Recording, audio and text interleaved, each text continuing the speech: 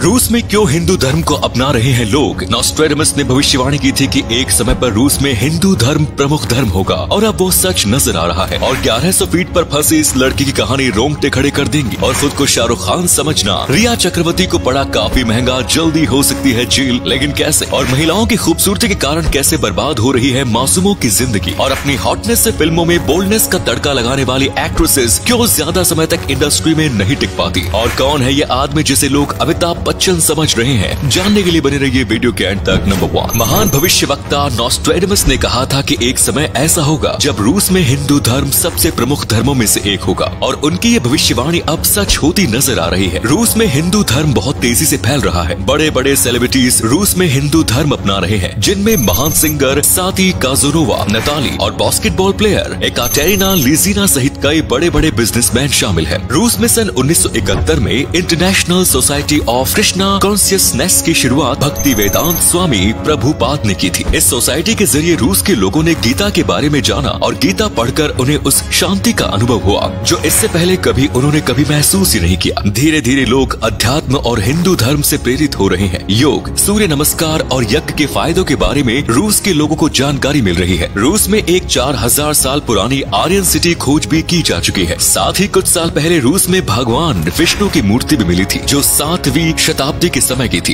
इन बातों से ये भी सिद्ध होता है कि रूस में एक समय हिंदू धर्म के अनुयायी बड़ी संख्या में मौजूद थे। नंबर 2, बॉलीवुड में एक दौर ऐसा भी आया था जब फिल्म की स्टोरी चाहे कुछ भी हो, लेकिन अगर फिल्मों में बोल्ड सीन्स हैं तो दर्शक उस फिल्म को देखने के लिए उतावले हो जाते हैं, क्योंकि इससे पहले भारतीय दर्शकों ने कभी भी बड़े पर्दे पर बोल्ड सीन्स नहीं देखे। मल्लिका शेरावत की मर्डर फिल्म तो आपने देखी ही होगी। इसके अलावा कोयना मित्रा ने भी बेहद कम समय में ही एक आइटम गर्ल के रूप में अपनी पहचान बना ली। उदिता गोस्वामी ने भी अपनी हॉटनेस के जलवे से लोगों के दिलों में आग लगाने का काम किया। अमीषा पटेल की गिनती भी हॉट एक्ट्रेसेस में की जाती है, लेकिन यहाँ पर गौर करने वाली बात यह है कि इन सभी एक्ट्रेसेस का जलवा कुछ ही समय तक कायम रहा और धीरे धीरे ये इंडस्ट्री से गायब हो गई। ऐसा इसलिए क्योंकि लोग आज भी बोल्डनेस से ज्यादा अच्छी कहानियां पसंद करते हैं। नंबर 3, कुछ लोग अपने पेट्स का अपने बच्चों की तरह ध्यान रखते हैं। आपने कई पालतू कुत्तों को आलीशान गाड़ियों में घूमते देखा होगा। हाल ही में कर्नाटक के रहने वाले शिवप्पा मराडी ने शानदार स्टाइल में अपने कुत्ते का जन्मदिन सेलिब्रेट किया। शिवप्पा के कुत्ते का नाम क्रिश है और क्रिश के जन्मदिन पर शिवप्पा 100 किलो का केक लेकर आए। इस खास मौके पर शिवप्पा ने अपने कई दोस्तों और रिश्तेदारों को इनवाइट कर रखा था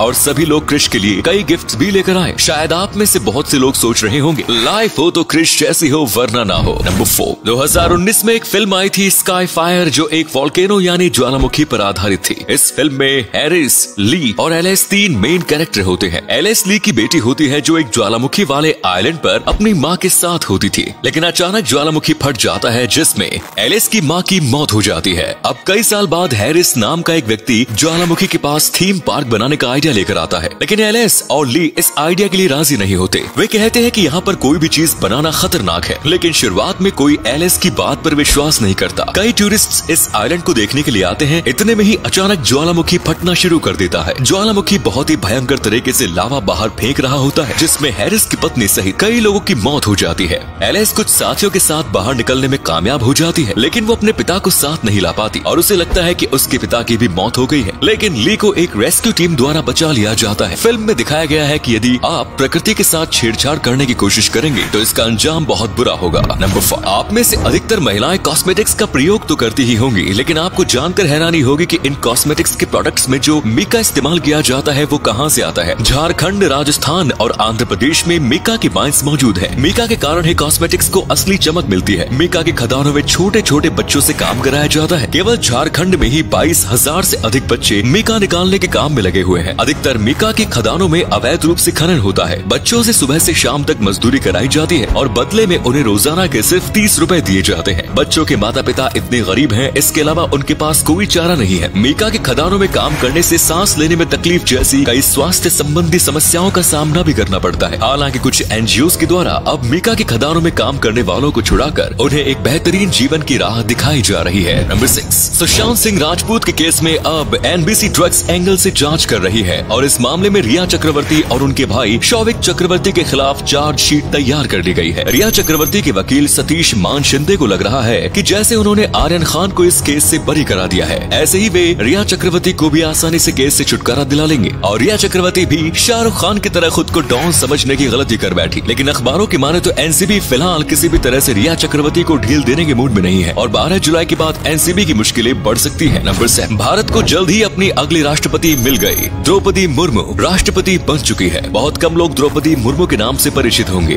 द्रौपदी मुर्मू ओडिशा के एक जनजातीय परिवार से ताल्लुक रखती है। अपने राजनीतिक करियर की शुरुआत उन्होंने रायरंगपुर में चीफ काउंसलर के पद से शुरू की। इसके बाद वो विधायक बनी और ओडिशा राज्य के विभिन्न मंत्रालयों का कार्यभार भी संभाला। उन्हें बेस्ट एमएलए के नीलकंठ अवार्ड से भी सम्मानित किया जा चुका है। इसके बाद वो झारखंड की राज्यपाल भी रही। द्रौपदी मुर्मू देश की पहली आदिवासी महिला राष्ट्रपति होंगी। इसके जरिए बीजेपी जनजातीय समुदायों और महिलाओं का प्रभावी करना चाहती है। और अगले फैक्ट पर जाने से पहले इस फोटो को ध्यान से देखिएगा और बताइएगा कि आपको किस एक्टर का फोटो दिखाई दे रहा है। इससे पता लगेगा आपका दिमाग और आपकी आंखें कितनी तेज है। मिलते हैं आपको 5 सेकेंड्स।